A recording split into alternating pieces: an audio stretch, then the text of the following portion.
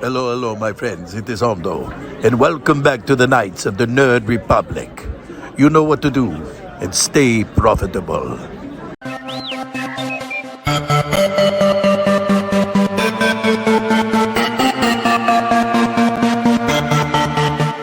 The Nerd Academy podcast is released weekly at 12 p.m. Eastern Standard Time, available on our website at www.thenerdacademypodcast.com and wherever you listen to podcasts. You can find the Nerd Academy podcast on Facebook, Twitter, Instagram, and YouTube.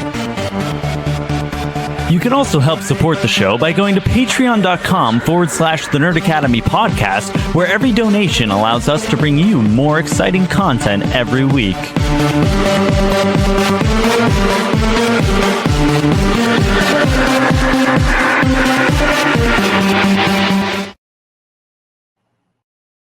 Hello there, and welcome back to Knights of the Nerd Republic, the show where your favorite nerds talk all things about the galaxy far, far away. I am your host, Jarod, the Dark Jedi Bachman Stubbs, and we are here to talk about the most recent episode of the Acolyte Destiny, an episode that I am very excited to unpack, one that is left me with my head scratching my head in the best way possible.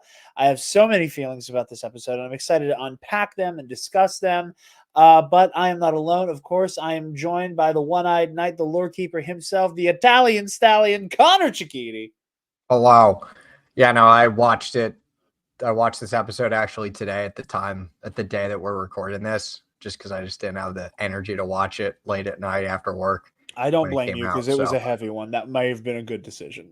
Well, no, I was just exhausted. It wasn't really just that, but like, oh, I know. Yeah, no, it was a really interesting episode. I'm excited to get into it. Absolutely. And it is not just us. We are joined by a frequent guest, probably my favorite person to collaborate with. You're used to seeing his lovely face and his big old guns over on the main show. We are joined by friend of the Nerd Academy, Armin from the ComicBookCast. Here I am. I'm back. Jarod was like, can you get your camera working? So it was a scramble to get it working. And the audio issue that I had should be taken care of, because it's a problem. I've talked about it before. If I hook up the camera, this thing goes crazy. Windows 11 hates me. Microsoft hates me. But I'm here to talk about Star Wars. I'm just going to say right off the bat, last night's episode might be one of my favorite things I've ever watched in Star Wars, bar none.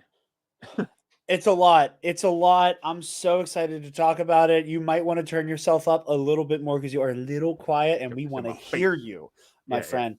Before we jump into the show and before I do a silly ad pivot into Sunday's Bloody Mary, and we'll mention this on the main show as well, but this is kind of our first chance to really talk about it.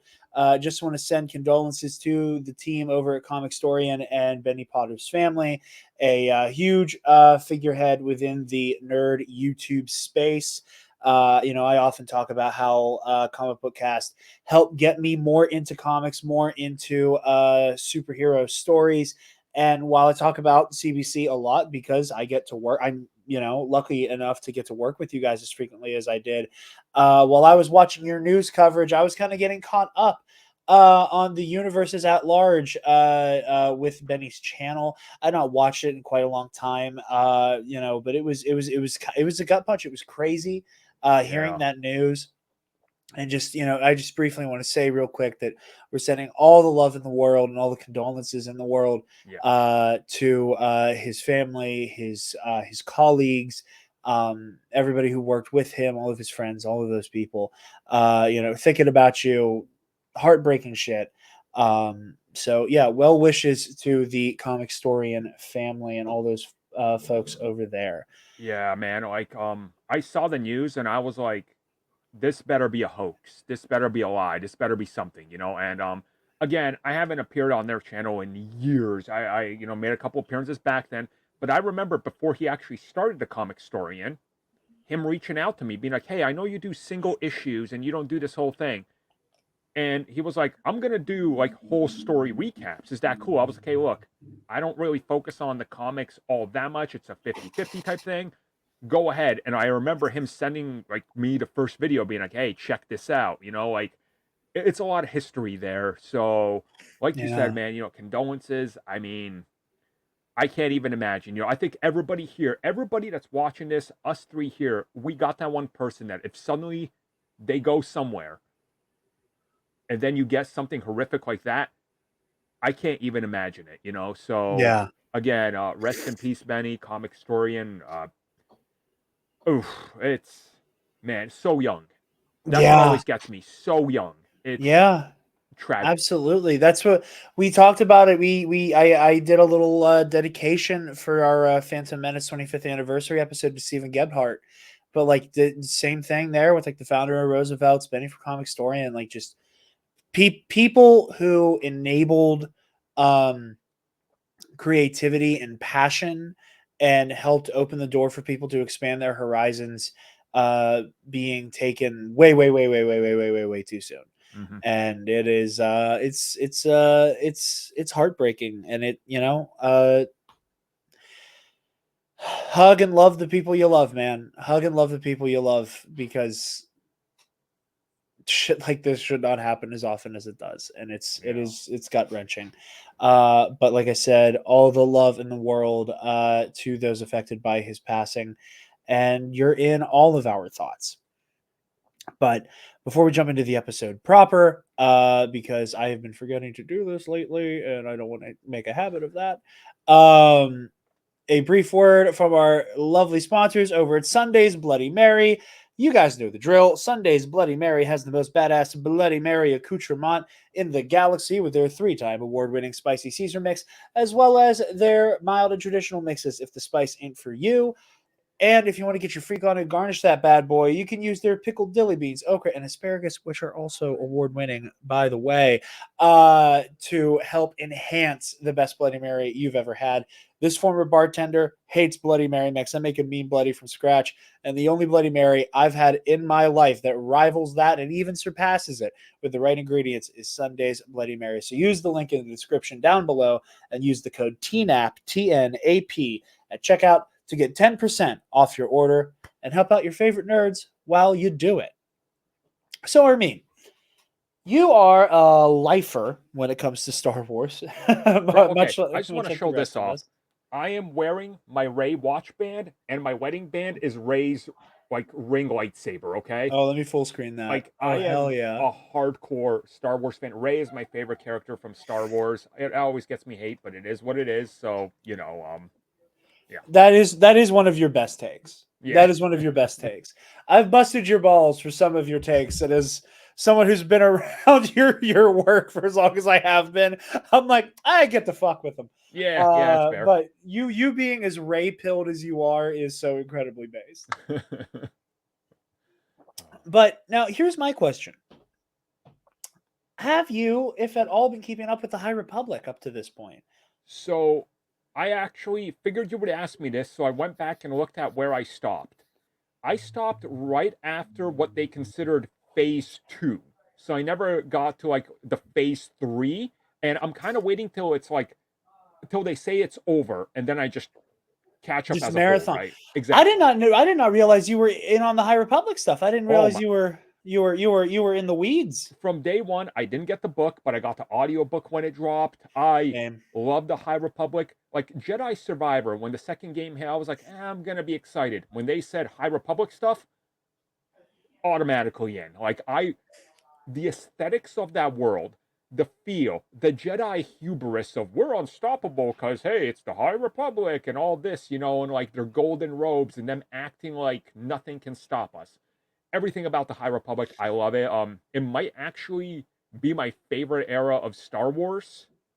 Like it's so unique and different. It's what I always wanted. Like Jedi at their peak, you know, when they talk about the Jedi at the height of their power. And oh, look at all the influence they have on everything. That's what I always wanted to see, and here it is. Like, and Yeah. now it's alive in the flesh. How can I not be into this? You know? Yeah, we're recording this Wednesday night. Last night when I did like my live stream, kind of like let's talk about everything we're feeling right now. Eli from Star Wars in a Galaxy kind of mentioned that like that iconic moment from Light of the Jedi at the end of Chapter 7. Like this is Jedi Master Avar Kriss, and help is on the way.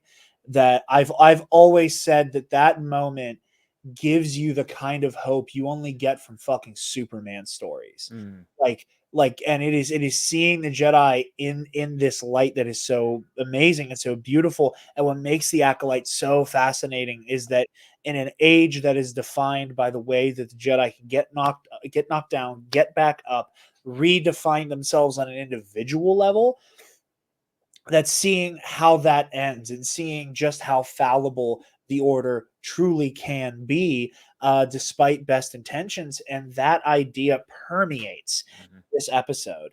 And yeah, Armin, I'm going to throw it to you first, bud. How are you feeling after it wrapped up last night? So I do want to preface that I watched the first 2 episodes 4 times. Um, that's how much I loved it. And then going to the next episode, yeah, exactly. Like I watched it once already. I'm probably gonna watch it at least 3 more times till the next episode to keep me over. Like I got to get on the treadmill. I got to do hours of cardio. So I'm just gonna watch Star Wars, right? So last night's episode, I didn't know what to expect because I largely tried to ignore what the episode was gonna be about. And then it's Yeah. like it starts, and I'm like, oh, I think this is gonna be, from what I've heard, it's controversial, and oh, this it wokeifies Star Wars. So I went in, I was like, I don't let that affect me, but I went in being like, what are they talking about? And then the episode slowly takes its time and explains things and adds new concepts while respecting the concepts that George Lucas added, like midichlorians. Some people are acting like they got rid of that. And also, are we allowed to talk spoilers? Oh yeah, Because full okay, spoiler, full spoiler. because some people are like, well, it breaks it because they're suddenly talking to all these force and they're talking to the force and it can enhance it. I'm like, you mean like Rise of Skywalker with Rey and them kind of boosting her power? Like they're taking that concept. But again, I did a TikTok on this where I talked about how religion can be introduced to a culture, and within 100 years, it splinters off into different beliefs, and one can go a little bit more this way, one this way. And this is what the witch has introduced. It's another subsect of the Force that believes, hey, Jedi use it differently. We don't like the way they use it. Our way is right. Again, it's religious conflict, which I always love about Star Wars. And I thought what they did here was superb. And again, if you follow me, I love occult stuff. I love like vampires. I love Oh yeah. mythology. And it adds an element of that to Star Wars that I didn't know I needed till I have it now. And it's literally more of what I want. Like I can't express how much I love the new concepts they introduced and the new ideas to the Force. It only makes my mind race going, where else could they go now? What's next for these characters?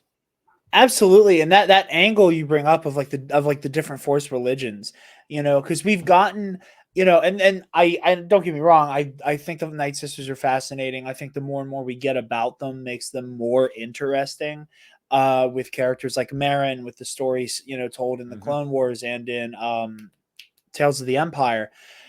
I love all of that enriching of the Night Sister culture.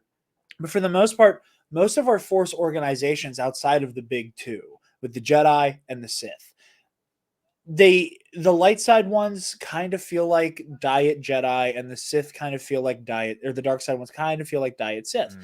And I think that you could make that argument about the Night Sisters, that like because of the way their ideology manifests, that it is very Sithish. Yeah. It feels like it's in concert with that. Where Mother Anastaea's coven, like it feels incredibly unique in how it and in how it tackles the Force. And I think that this show and the existence of this coven does a really good job and tackles a very fascinating idea, that because the Jedi, for as long as Star Wars has existed, have been the definition of what the use of the Force in the name of the greater good means, that challenging the fan base with another seemingly equally valid interpretation challenges Yeah. that it's no, like they deserve the autonomy to worship the thread, as they call it, and however they choose to. But there are ways that it does bump up against Jedi philosophy, and that is something I'm very excited to get into the weeds with here today. And that's probably going to be our first thing after Connor. How are you feeling coming out of the episode? It's intriguing. It was intriguing. Just seeing sort of like a lot of people on Twitter said, and I got spoiled a tiny bit again, because I just kind of don't care about spoilers at this point when it comes to Star Wars. But I saw a lot of people before I watched the episode like mention stuff like, "Oh, it'll be cool if like we see like episode from May perspective." Like, I wonder what that, too. I watched the episode and I see it. Yeah, probably happened because I think it was either you, Jarod, or someone else that said something about how this was the first episode we got this season with just the one title, and the first two titles were the two perspectives. So it's like, all right, we got one perspective.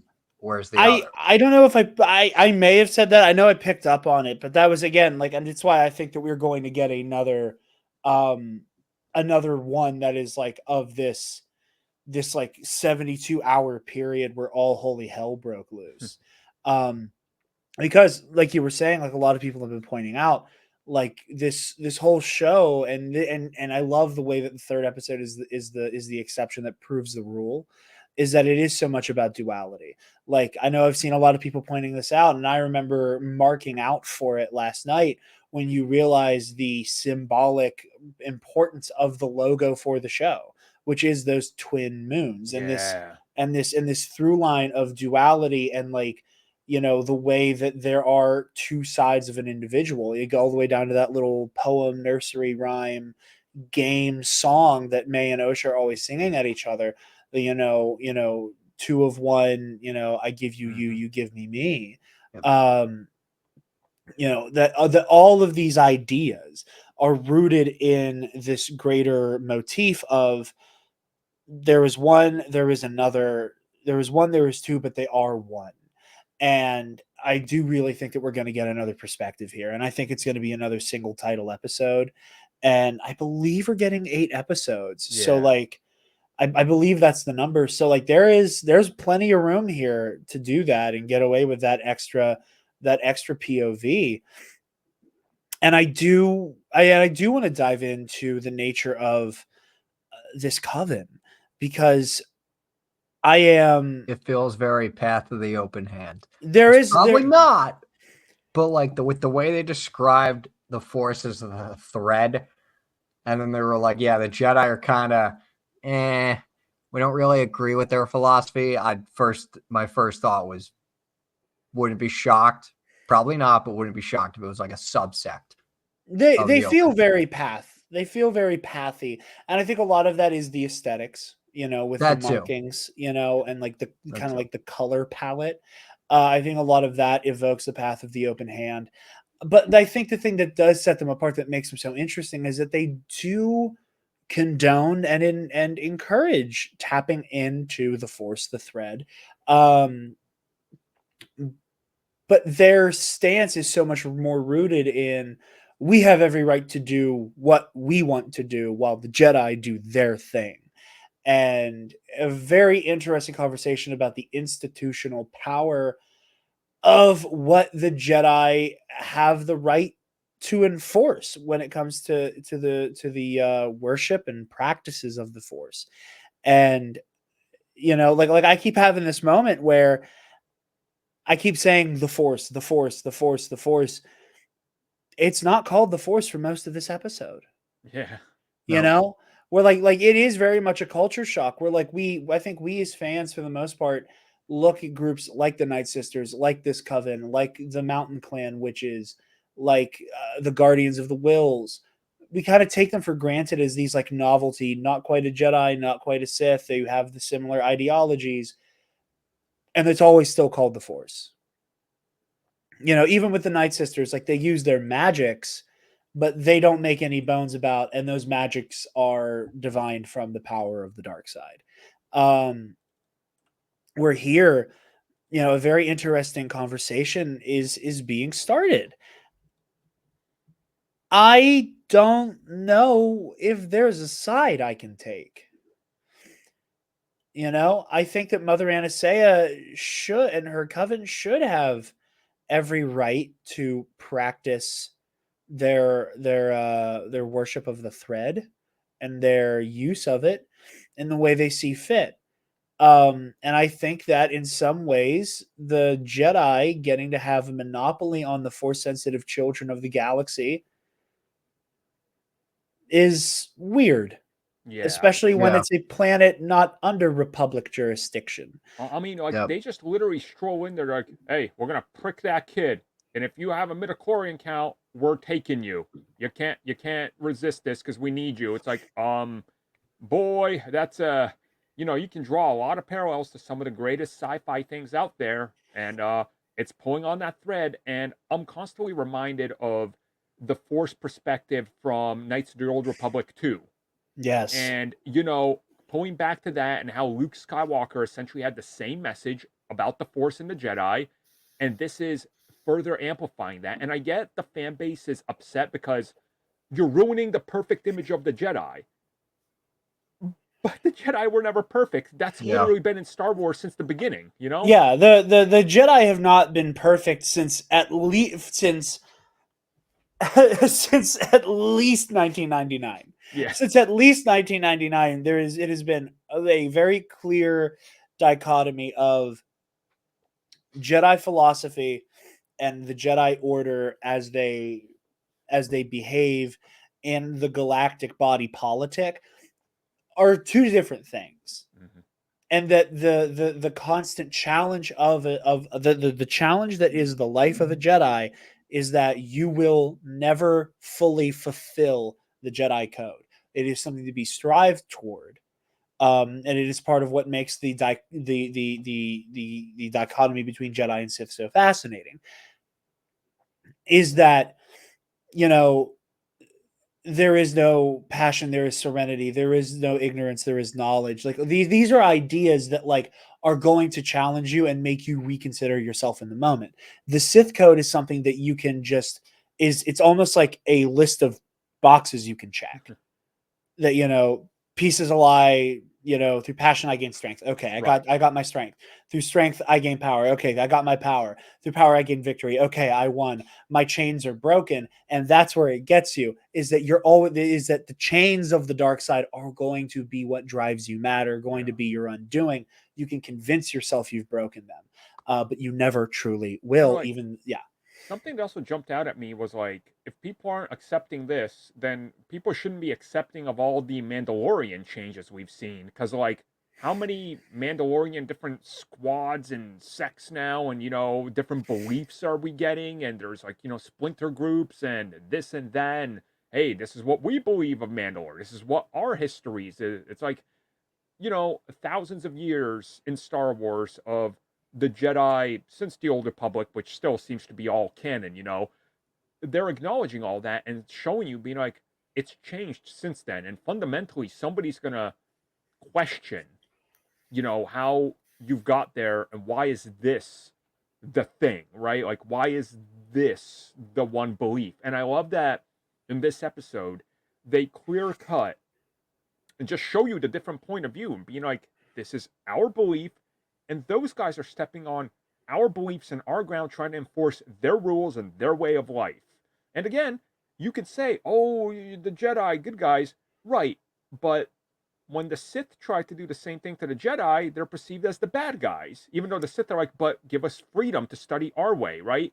So it's like, there's a overarching story here that, again, I think this series is nailing. And by the end of it, I'm pretty sure some people are going to look at the Jedi as like questionable bad guys, which I think is ultimately the goal, because that kind of seems to be the direction. See, this is where I'll offer a little bit of pushback, though, because I think there is a popular stance to take with Star Wars that is because of the institutional power that the Jedi eventually have at their height, right before they fall, and because of the practice of taking very, very, very young children into the order to train, that there is a stigma and a stink put on the Jedi that they are corrupt borderline space cops who just happen to have a religious backing for their crusade.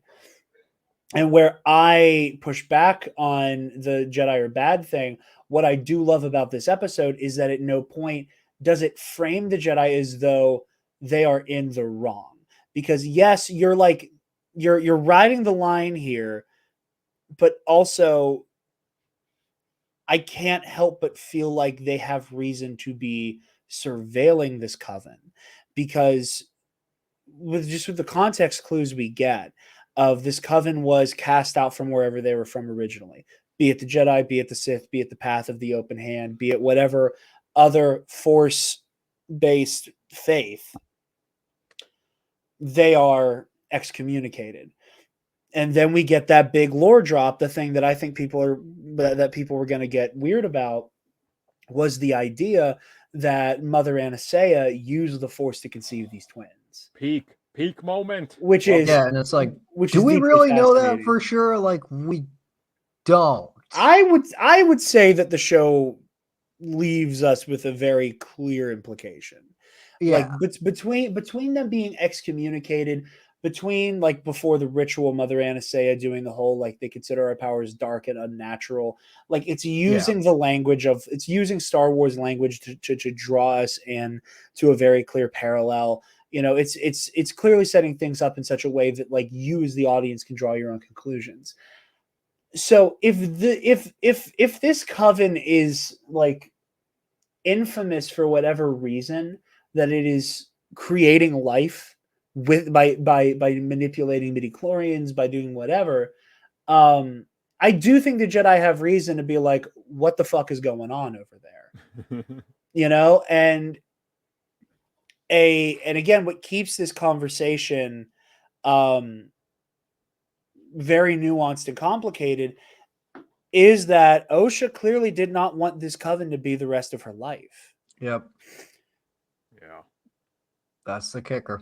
But, and this is where it gets even more complicated, did she want to be a Jedi, or was it witch or Jedi? And those are the only two options she was presented with. Yeah. Because that makes this even more complicated. So I am hesitant to say that I think the show is going towards the Jedi bad, and more to just talk about the way that institutional power almost always is going to lead to some level of institutional decay, and that power will eventually, inevitably, fundamentally fuck up whatever good intentions were founded at the core of the Honestly, I think, yeah, organization. that's kind of what I was going towards. Just, more harsh in my nature to just call them straight out, which, I do. So it's like, but yeah, no, I get what you're saying. And I definitely feel like they want you to question it, right? And they want Yeah. you to talk about it and they want to put you in their shoes and be like, what do you think of this? Because again, you can draw a lot of parallels with a lot of Star Wars. That's how George Lucas intended it, to what's going on around the world. So, as always, you got to take that into consideration and see how they're approaching this and go, what am I seeing here? Like I constantly bring up how Jarod is wrong that Iron Man was right in Civil War. Like, like it's Call like me that. out like that. Call me out like that. But yeah, I get what you're saying. They want this discussion to go on, which again is the core of Star Wars to me. Discuss the nuance and don't focus on the it's woke. If that's all you get from this, you are too dumb to understand simple things, I guess, and like you shouldn't even be watching complex things if that's your takeaway from this episode. But Oh, absolutely. I mean, the Star Wars fandom is going to tell on itself. I have not ventured into the dark cavern of evil yet to see what certain illiterate fucks are theorizing about and I think discussing. Sorry, Connor. No, you're good. Just going back to sort of that scene with the Coven and the Jedi, which is probably my favorite scene in that episode specifically. Just the thing I really like about it is, like, for me at least, never really got the sense that they were trying to frame it as Jedi bad. Because to me at least, when they came in, it seemed almost kind of honorable to the Jedi's perspective that, like, hey, we hear you have children. We kind of want those kids. And then like, Osha comes out, and Soul is the one to sort of comfort her and be like, and encourage her. I think that's the key word. Really encourage her, not really force it upon her. Like, hey, Yeah, become a Jedi. It's like, do you want to do this? He speaks to her like she's her, like she's his daughter. And that's really cool. And then there's also the fact that like Indar has kind of taken this sort of not hardline approach, but like sort of approach in that with like Republic law states X, Y, and Z. Yep, And the that's what Coven's got like, to me. I was like, fuck off. Yeah. You know? Well, that's the thing that I find interesting, just because like, and this is where my ears start to perk up. And again, like, and I will say this, I very often think that when people start talking about bias and things like that, when it comes to talking about like subjective art, like everybody knows I'm a huge Kendrick Lamar fan. He's my favorite artist of all time. Most of the people I work with are like heavy into Drake, so you can all imagine how much I enjoyed that week watching him get massacred live on the internet by my fave. But anytime we're talking about music and I'll say something about like, oh, like this Kendrick Lamar album is one of the greatest albums of all time, the one person I work with will be like, yeah, but you're biased. And every time I'm like, yeah, because it's art. I'm biased because I like it. That's why I think it's the best, because it resonated with me emotionally and we're having a playful discussion. So normally I try not to use that verbiage, but here I will say, and I may be biased because of the pedestal I put the Jedi ideal on. I love to critique the Jedi. I love to critique the failings of the Jedi during the Clone War and the way that institutional rot creates Darth Vader. That said, and we're getting it here. I would like to think that the reputation of the Jedi stands as such that the Coven would have been able to go, okay, here's the thing, Jedi. Like let's say Osha is like, I don't want to be a Jedi, but I don't want to be here. Yeah. Let's say that Osha verbalizes that. I would like to think that the Coven would be able to negotiate with the Jedi, and that the Jedi would be understanding of this, like, this is part of your culture. You're trying to start your own new thing. It exists, and it deserves that autonomy. Let's talk about this. Let's talk about having a relationship with the Jedi Order so that we are like not necessarily in conflict. We don't have to know about all of your goings on. You don't have to know about all of our goings on. But because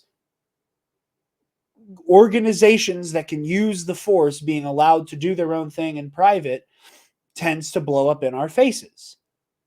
And that these organizations are best suited where the galaxy at large can see what the magical people are capable of fucking doing. Tell me I'm wrong for being on Team Iron Man again, Armin.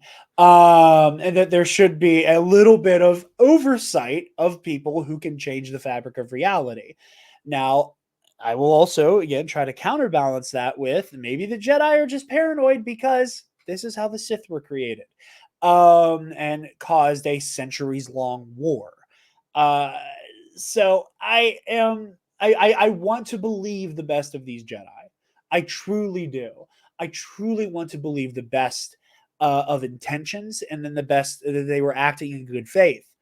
Yeah, I feel like the only one, for me at least, that we can really trust is Soul. But even then, he sort of muddies the waters a tiny bit when he mentions that, like, oh, the marking on this girl that wasn't there this morning. And the Coven, unsurprisingly so, starts freaking the fuck out. Yeah, it's like, what the fuck do you mean? How the fuck did you and they're know like, that? how did you spying on us? It's like, yeah. And it's like, yes, we are. Yeah, we are. Like, yeah. And we are the Republic's puppet in a way. And it, it's the beginning of that for sure. Yeah. So I want to believe not Jedi or Lost. It's not Jedi law states, even though I'm sure they probably wouldn't have their own law. It's Republic law. It's like, ooh, yeah, there it is. Again, it's just my favorite part about this show is the fact that if they always sort of not coexist, but like they're one and the same. They're interlinked, the Jedi and the Republic here. And it's just so fascinating to see as someone who loves the High Republic, even though I have not caught up at all. So, I mean, yeah, I get what both you're saying. Like, again, I think it's smart to give us Star Wars that is different and tackling different issues and things like this, which, again, I think they're understanding that the Star Wars fan base has younger people, but also much older people. that want things like this, like Star Wars is for everybody. I don't care if you started watching last night and it's your first episode, you're a Star Wars fan and you discover what you like and what you want. And I think it's always smart to offer these types of discussions and takes on Star Wars that clearly, hey, this isn't for you. Guess what? Maybe Andor is. That's great. Cool. Whatever. But like, I definitely like what they're going for here, where I'm having more of these types of discussions and analytical assessments of this. It's like, hey, should the Jedi and the Republic, is there a separation of church and state here? I don't know. We can bring that into question because look at what they're doing. Then look at how the Sith are going to rise, probably in some way as a result of this and what's going on. Like, that's got to tie into it, right? There's so much to unpack here, and this third episode really showing me this other side of the Force. I was like, yes, everything they're saying, I like what they're going for here with that message, so it's Absolutely. Absolutely. And with that said, with these perspectives, I do want to talk about perspective because we were talking a little bit about that at the top, and me kind of like self call out for my like, oh yeah, the surely the Jedi are not actively acting in bad faith, which I think is funny because my theory for how this show plays out hinges on the Jedi covering up Darth teeth. yep. My Yep. theory for this show hinges on this person will announce themselves as Darth whatever, Dark Lord of the Sith. And they will kill him and they will hide it. Yep. And they will hide that the Sith were back and that it is that arrogance, it is that hubris, and it is that not wanting to even double check if the monster under the bed is real. Because God forbid it's real, it's going to be a big fucking problem. Yeah. And maybe we can just handle it. Maybe we can imagine this away in the way that like real world fucking problems that cost millions of lives are started in that. If we ignore it, it'll go away mentality. Or if we placate it, if we do anything but try to intervene and do what we can, this will get worse. But I so badly, like when we see, like, May starts the fire, as was, the story told to us so far. Fire is started, this place is in flames, and Osha is conveniently separated from the rest of the events of this episode while all holy hell is breaking loose. While we hear screams and explosion and we find all of these bodies. And there was a part of me really badly that wanted to be like, oh, maybe they got taken out by the blast and they're trying to not show the gore or something. I was having a conversation with a friend of the show, Regan, last night, where she shot me a message trying to theorize, and I kind of had like an aha moment of something that could be at play here, where she said, so the witches for sure were poisoned with bunta somehow, right? And I said, holy shit, they may have had bunta and it was burnt. And when the building was being burned, it smoked them out. And they were inhaling an aerosolized version of that bunta poison. And that's why, the bodies aren't seemingly like singed or burned or crushed or whatever. So that might be an option, that there was bunta in there and that's how those bodies happened. Mother Anastasia is smoking, but not burnt. That could have been a fucking lightsaber wound. That's there's still something on the table here that we're missing. And I saw somebody point out today, I think it was one of the hosts of Daughters of Pharaoh, posted on Twitter that they saw, like, oh, we didn't see Torben's injury. Because when we find Torben in the second episode, he has almost this like radial like scar going around his eye. And they're like, we didn't see him get that. But when you come back to the ship, when you see him in the background, his face is fucked up. Something happened in that compound. Something happened in that compound that Osha didn't see that May clearly saw. Yeah, and there's definitely like how fast it happened and what happens in like that trajectory. I definitely feel like we got to get the second POV, right? There's got to be another point of view to what happened here. That's got to whatever the foil to destiny is on the other side. Right, like there's 4 episodes were shown, as press screeners to critics in advance. The last 4 were not, and they barely showed anything from those according to marketing or anything. So something big is happening there. And I will say this, last night when I was watching this, the first thing I wanted to text you, but I got too high by the time the episode was done, was, they burnt to the fucking ground, Jarod! Stone buildings burn to the fucking ground, Eddie. For anybody who listens to Knowledge Fight, there you go. I was fucking dying. Same. I was dying because last night I sent you that meme in the Knowledge Fight Facebook group, and I was like, God damn, Knowledge Fight predicted the Acolyte. Stone buildings burn to the fucking ground. I think I even saw somebody in the Knowledge Fight Facebook group just have like spoilers for the Acolyte, and then they like did the thing where you could just hit enter a bunch of times so the text doesn't show up right away.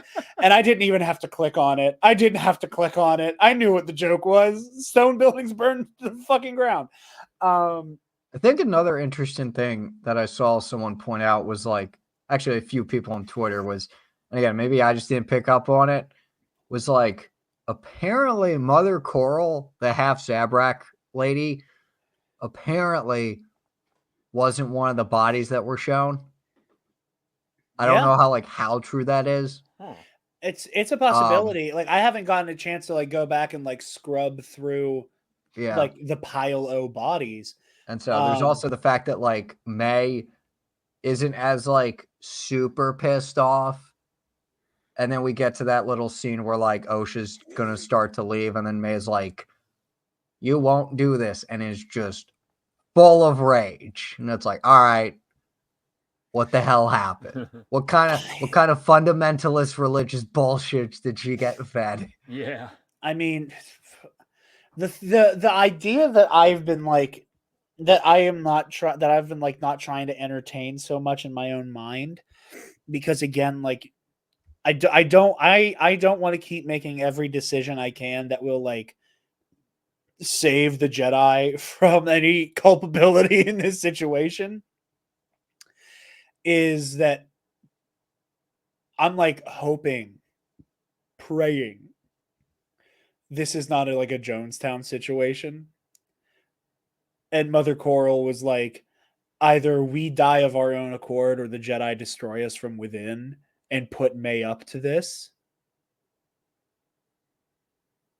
Because May goes from a slap fight, like, oh, you're a fucking asshole, I hate you, to I'm gonna fucking kill you. Like you said, Connor. Yeah. Like that went from like a reasonable level of anger from a child to I'm going to murder you, and like holy Christ. Holy God. Dude, when she said I'll kill you, I was like, what? Yeah. Yeah. You'll do what now? It also does justify Osha years and years and years later having this much resentment for her sister. You know, like when we first see, you know, Osha's like, oh, you know, like she's responsible for this. Like, you know, there at no moment is there well, she was a kid and she didn't know what she was doing. There is no window of, oh, like she accidentally started a fire. She accidentally lost control of her power and did this. Like, no, the little shit lit my journal on fucking fire and let the fire spread into my room with intent to murder me with it. And I also do want to bring this up because, again, having watched the first couple episodes too many times at this point, I'm going to watch them again, to be real with you. I want to say, going back to your theory about they're going to try to sweep this under the rug, right? I mean, the people that knew about both of them are a handful of Jedi, right? So two of them in exile at that. And like stationed across, they're not really like Saul is still doing his thing, but I'm like, this has got to factor into it. You know, there's a lot more going on here, like with these events and what happened. And I definitely think there's going to be some big revelation that's going to change how we look at this whole situation and, you know, both characters and what happened with the temple. Because clearly, yeah, it's a fucked up situation to say the least. Yeah, absolutely. So I do think that like while May and Osha were in their room bickering while May have been lighting this fire, you know, I think that the idea that Coral Coral basically accepted either our way dies with us or our way is forcibly destroyed by the Jedi taking one of our own. Maybe she puts May up to this. That's why Soul knows to be looking for May. Shit goes left, and May is there to witness something. Like maybe Coral is killed in that initial blast where we hear the screams. You know, maybe that kills her. And that's why we don't see her body, is that there is no fucking body. Yeah. You know, that she gets fucking vaporized. Yeah. That's a possibility. You know, so that could happen. Somebody might get a little antsy and the Jedi have to kind of swoop in to do something. Something horrible could happen to Coral. The Jedi move on her. Like she could be like, she could like say something incredibly threatening. The Jedi draw their swords. Mother Anastasia leaps into action to protect her, to protect her partner. And one of the Jedi cut her down. And that's how Torben gets wounded. Yeah. You know, and May witnesses it. A Jedi does not strike an unarmed opponent. Yes, you do. Like somebody at this temple was killed with a lightsaber. Like that, like at the end of the day, someone died by way of lightsaber blade. There's no way they didn't. Yeah.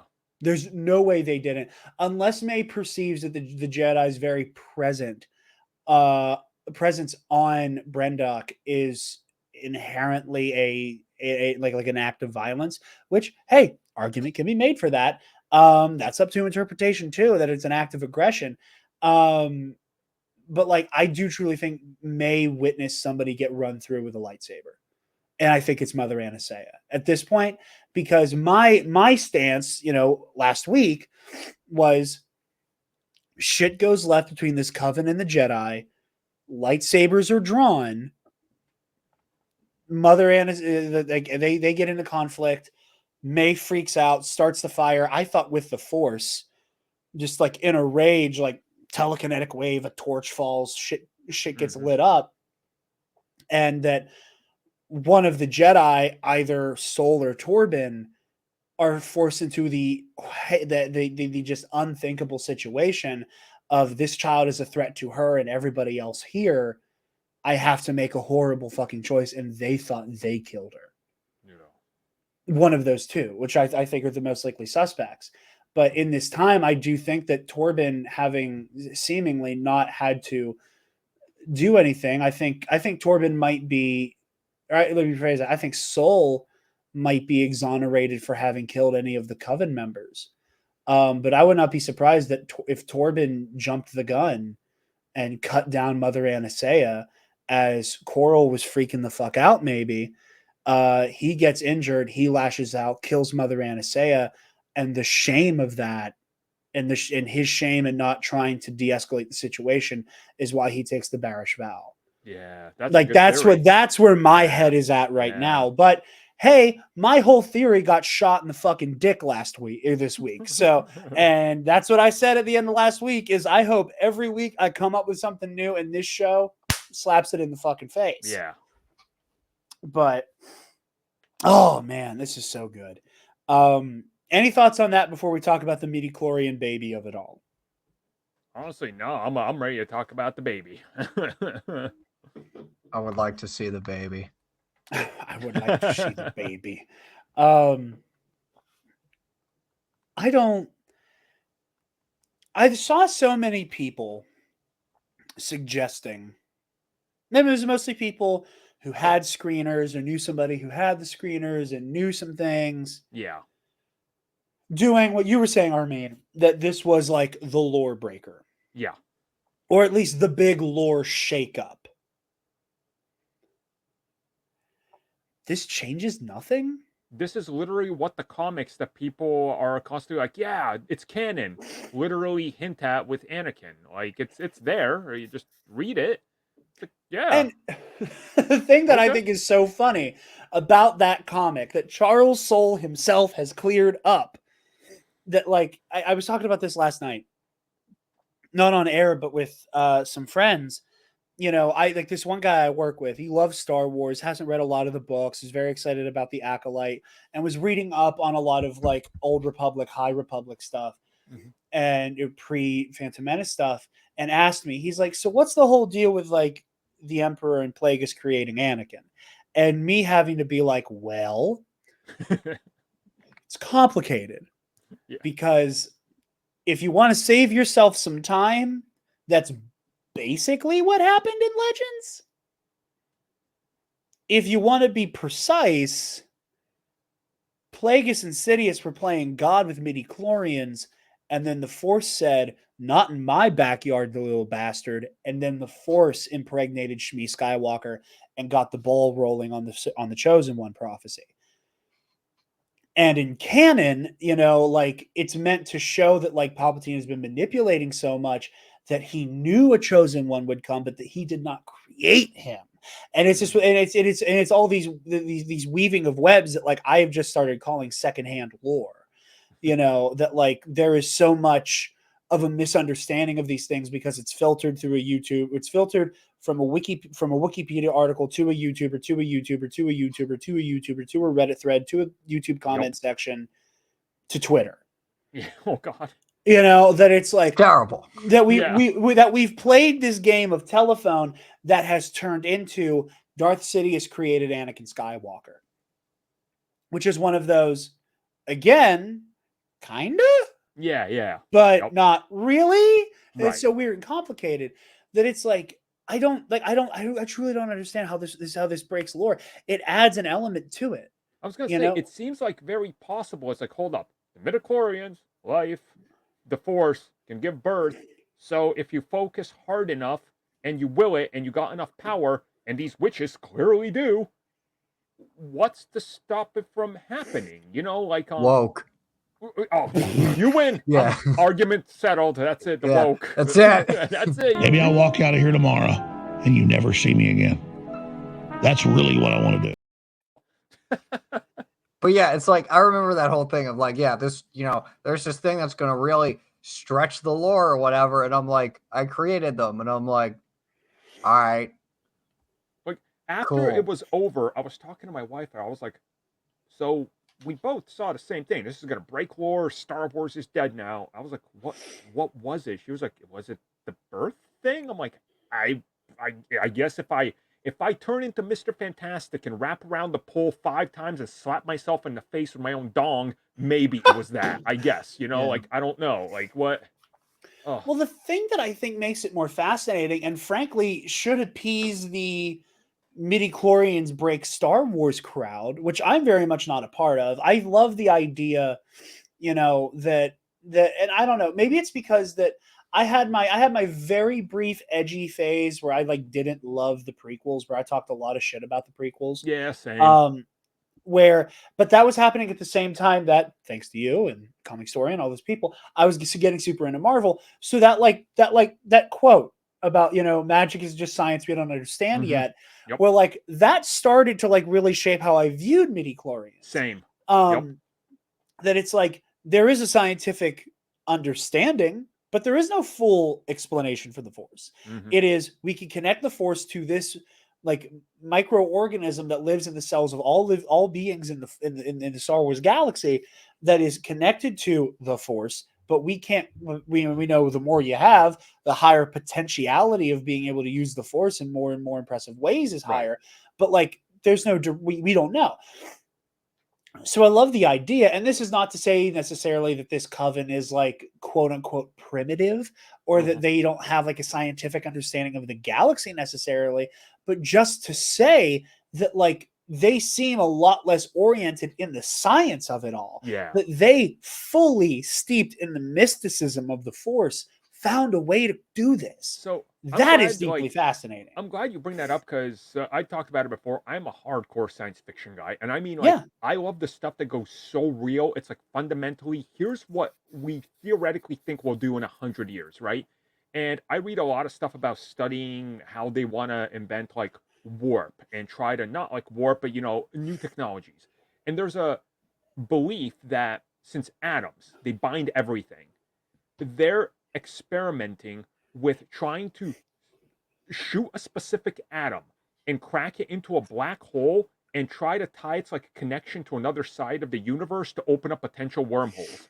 Again, atoms bind everything we know in the universe, right? Like everything has it, right? So it's like that's a theoretical thing that's so far out there. You got to watch like hours upon hours of them describing how it works. But I find it fascinating, and I kind of look at the Force like that.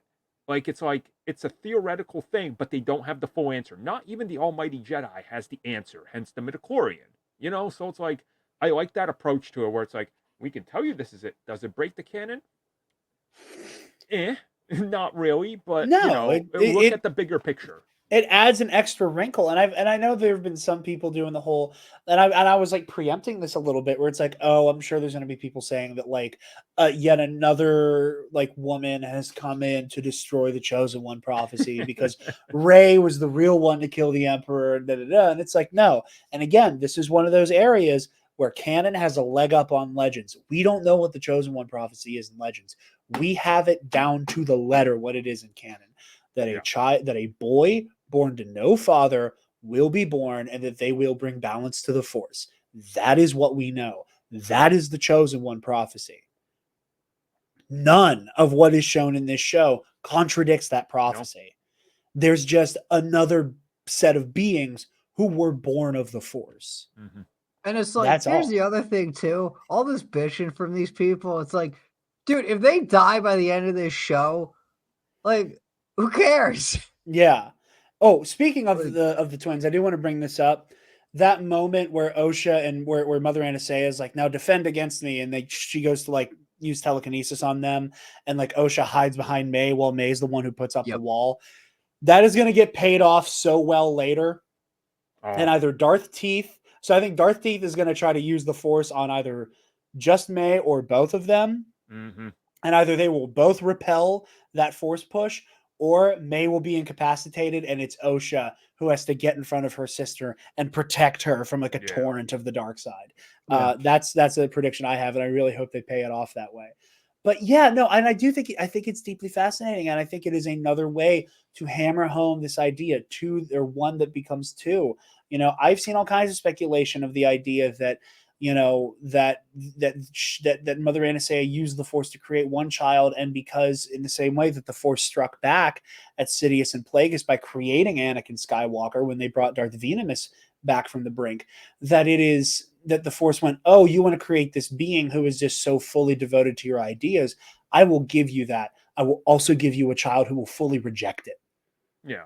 To bring balance to the imbalance that you are creating by fucking with the fundaments of nature. Mm-hmm. Mm-hmm. Yeah. What were you about to say, Armin? I mean, it's like the old saying, as above, so below. You know, bringing balance, the yin and the yang. You can't. You know, this man started invoking Anton LaVey on my fucking podcast.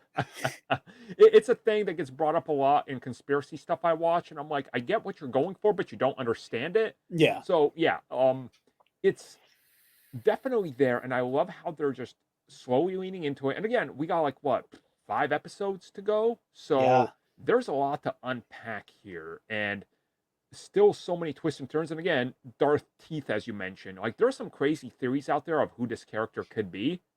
I love them all. So I'm excited for the, revelation.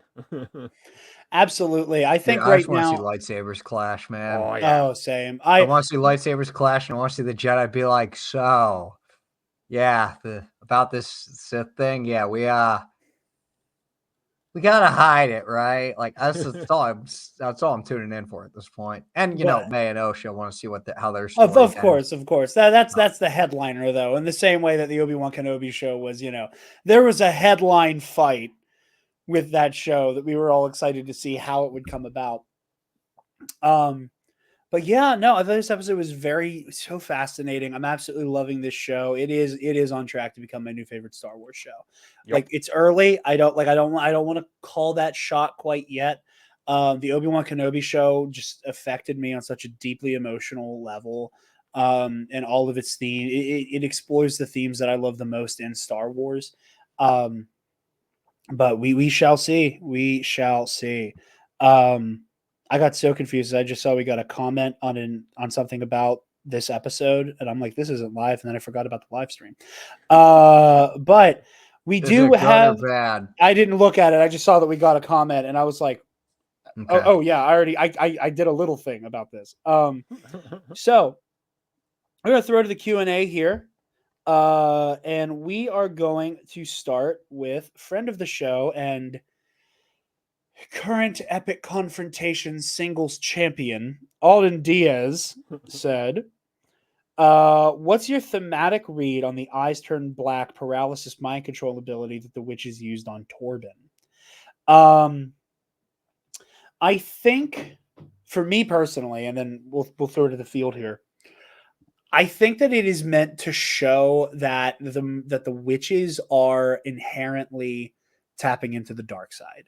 And again, you know, the dark side exists naturally.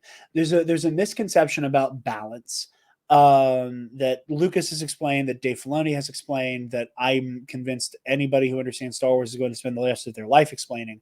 Balance does not mean equal light, equal dark. Dark exists on its own.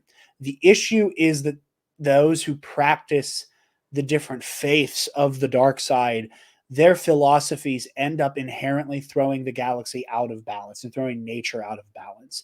It is the Sith ideology to dominate all in your path and bend it to your will. So I think that what we're seeing there is that while the Coven does deserve its place in and deserves its autonomy, and that yes, I do think the Jedi probably overstepped their bounds by intervening, that the reason that they do have grounds to challenge them is that they are using the dark side, and sects that tend to use the dark side tend to disrupt the balance of nature, and that angle of domination that will always trickle into the dark side. The dark side exists naturally. If you walk the path of the light, you will be tempted to tap into the dark side, and almost certainly at some point you will. It is a matter of resisting it and resisting those urges of making the right decision.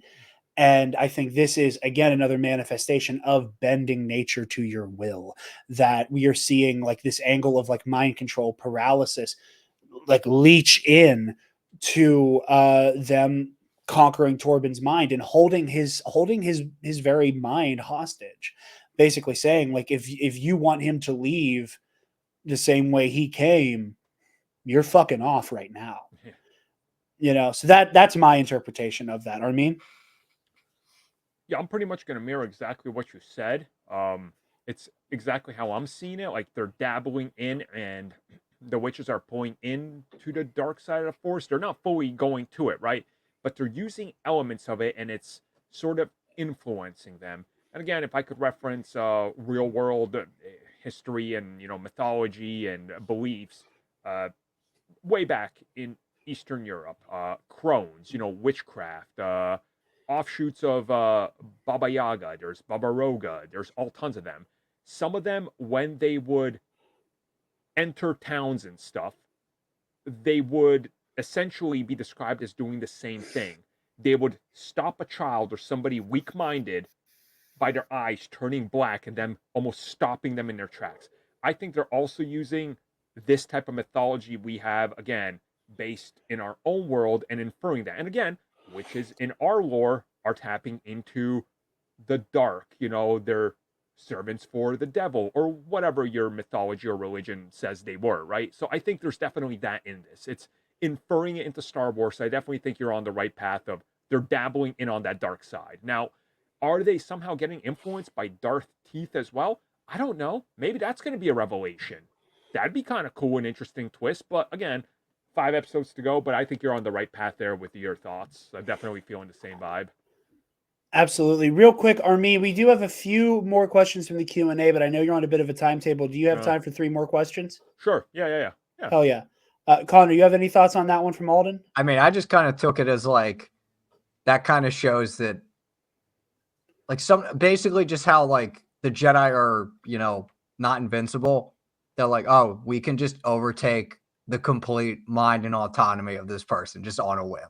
Absolutely, and you guys aren't even like not afraid, whatever the right phrase is. Like, you guys aren't invulnerable to that. So We're gonna hit Brennan Marr's question from the Page Turners They Were Not podcast.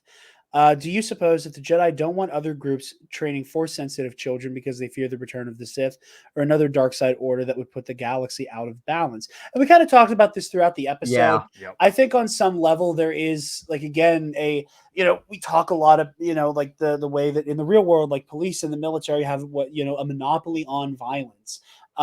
Darth Maul has that banger fucking line at the end of the Clone Wars. He's like, "There is no justice, just a current balance, power of balance." Mhm. No, I do think part of it's that, and I think part of I do think that's the root. Is that not necessarily the Sith, but just that the Jedi are kind of the trusted institution, and whether that's right or wrong is a debate I think this show is asking for.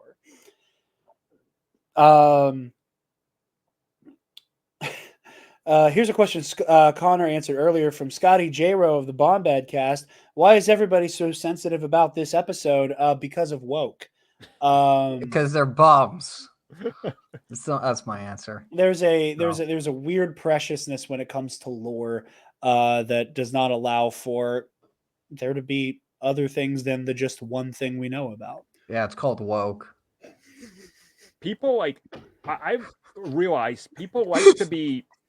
It's like, here's my safety net, and this should never change. Like, people want the MCU to just do the Endgame portal scene over and over for infinity, so they can just go, yeah. And trust me, I love the But MCU. maybe I love the change portal it up scene, a but bit, because like there's always that like, Right. okay, this is just riffing. exactly, do like, something you got to introduce new elements to keep it interesting. You can't just repeat the same damn moment over and over. It's gonna get tiring, it's oh god, people woke. Exactly, that's the answer. Yeah, I'm sorry, I've sincerely not seen a good critique of this show yet. Same. I have not seen a good criticism of this show. No. Like, I can give ground. Like, there are people who dislike the sequel trilogy and they can stand on like valid reasons. I've seen people who dislike the Book of Boba Fett and they've had valid reasons. Yep. I am willing to hear criticism. I don't just unlike what people like to say about me specifically, I don't just like everything. Yeah. I'm happy to hear other criticisms. So I do want to mention this. Last night after the episode aired, I just kind of went to Instagram, and the first thing that popped up was Star Wars. So I liked it because, it's about the episode. And I was like, I'm going to fucking regret this, but I'm going to check the top 5 comments. The top comment is, since the episode just aired, we're talking maybe 10 minutes past. It had over 700 likes. And the top comment was, if you want real Star Wars and why this show is bad, watch Nerdrotic and Geeks and Gamers. And I was just like, and all the comments were like, yeah, you're right. I was like, God. And like, again, this episode just aired. Half these people, I guarantee, have not watched it. Probably none of them. But it's that rhetoric, man. And I was just like, this is so sad. Like, and people in the comments should be like, I'll take your word for it. I won't watch it. I'm like, Bums. yeah, just make up your own mind. Go watch it. It's on Disney Plus. I know you're paying for it. Go watch it. Like, This bitch. Thank you, Bruno. One last question, and this one I'm excited about, so I'm going to have a lengthy answer, so I'll let you guys go first. This is from Eli, Star Wars in a Galaxy, the commish himself. Which combatant from this series are you most excited to analyze in the Knights of the Nerd Republic versus series? Soul and Yord. So those are the ones you're most excited to see get in action, Connor. Armin, who are you most excited to see put their hand where their hip be at, to quote Will Smith? 2 answers. 1, Kelnaka. Oh God, I cannot wait to see what that dude's about. He's gonna be brutal, man. Yeah. I'm gonna say it's gonna be dirty, but not like he's a dirty fighter, Yeah. but just like, we're gonna Dude, he's the strength of a Wookiee with a somebody up. lightsaber, man. I'm expecting some brutality from Kelnaka. So he's on my top list. I already pre-ordered the action figure. I'm waiting for my Kelnaka to arrive. Like, I'm ready. And also Darth Teeth. I want to see what he's about. Or she. I don't know. So my reason, so Darth Teeth is my number 1 answer. And the reason why it's Darth Teeth is that I have already seen enough of him to get excited by it. Mm-hmm. Because we see that crazy wide lightsaber throw. And then if you remember how that first trailer ends, they all rush him, and then he lets out this massive force repulse. Yeah. That puts everybody on their ass. So even though I love to discuss like the lightsaber combat and like the philosophies of the 7 forms and how it informs the characters, the thing that I am so hung up on is this motherfucker has to pack a punch with the Force. Like, he floored all of the Jedi who charge him by the look of it in that trailer. And those brief glimpses we get of that we've seen in like TV spots of everybody trying to fight Darth Teeth, it looks like they're taking him one-on-one. And I think that's because he incapacitated most of them, and they're all just kind of like, successing on saving throws to get back up and get back in the fight. So I think Darth Teeth is the one I'm most excited to get into the weeds of. I'm excited to see how a new Sith fights. Like, we've seen so many new Jedi in the Disney era, and I love them. I use so many of them in the Versus series. But that's a big one for me, as I want to see a new Sith Lord. And then Soul's the other one, because the way he fought May, his talent for being able to counter May using, hand-to-hand combat and the Force. I have theories on what form he might use. And I'm very excited to see how those may or may not prove to be correct. But yeah, I think that's all we have for this episode. Armin, where can the lovely people find you, brother? If you guys check the link tree, I do the CBC daily news drops. We do a weekend podcast. I have another channel in there where I do hauls. I talk about fitness. I talk about mental health, just things to get your mind right. It's my time away from CBC, and I just kind of like to express myself on there. Occasionally talk about video games. Check that out. Follow me on Instagram, TikTok, where I reply to every single person that says Ray bad, and I make a rant video. So that's great. So, find me everywhere in the link tree. And that's about it. Armin, I know you're a $5 patron, so be sure to check it out. We're doing Last Jedi Ray versus Empire Strikes Back Luke soon. Oh, good. Good matchup. Thank you. I was excited for that one. That one came to me one night, and I was like, "Oh my god, wait a minute." Conor, where can the lovely people find you, brother? Twitter at @DepaBanana, Instagram ConmanJFO, here, also over at For the Republic podcast. You can find us on Twitter, Instagram, YouTube, Spotify, just kind of wherever you listen to podcasts or watch them. For the Repub Pod on Twitter. Star Wars in a Galaxy Epic Confrontations. Just follow that over at In a Galaxy Trivia on Twitter. And then you can find all of our past and future matches over at the Star Wars in a Galaxy YouTube channel. Fuck yeah, brother. Very excited for some upcoming matches as well. You guys can find me over at Twitter and Instagram at DarkJedi2552. You can find the Nerd Academy podcast on, or before I do that, I should plug all of the other shows I'm on these days. Ionized Bastards, the Star Wars RPG show we're on for the All Remaining Systems YouTube channel. We're going to be recording our last 2 episodes of season 2 here soon, jumping right into season 3 after that. Very excited. Very, very, very bittersweet feelings now we're coming to an end of this story. You can also find me on the Pro and Noob podcast, the new anime show I co-host with Armin's co-host, Mitch, over at the Mitch 692 over at the Mitch 692 YouTube channel, where Mitch is taking me episode by episode through Neon Genesis Evangelion and more anime to come after that. And then obviously in Epic Confrontations, I believe I'll have another match by the end of the summer, so stay tuned for that. And then you can find the Nerd Academy podcast on Facebook, Twitter, Instagram, YouTube, wherever you get podcasts, and on our website at thenerdacademypodcast.com, where if you want to get some TNAP merch, you can go ahead to that student store link. T-Public.com. And if you're feeling generous, you can donate to our Patreon. Hey, give me $1. Speaking of our patrons, thank you to our $10 alumnus, Keandre Lloyd. Colin Provolone. Sir. So good.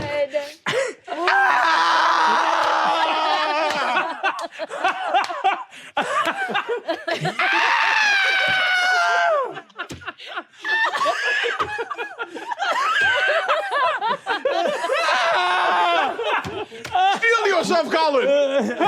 Steal yourself! This is me stealing myself.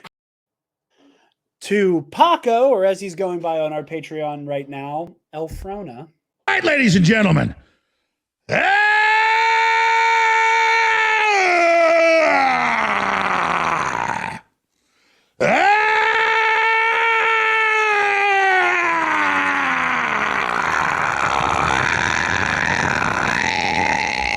From the front lines of the information war, it's Alex Jones.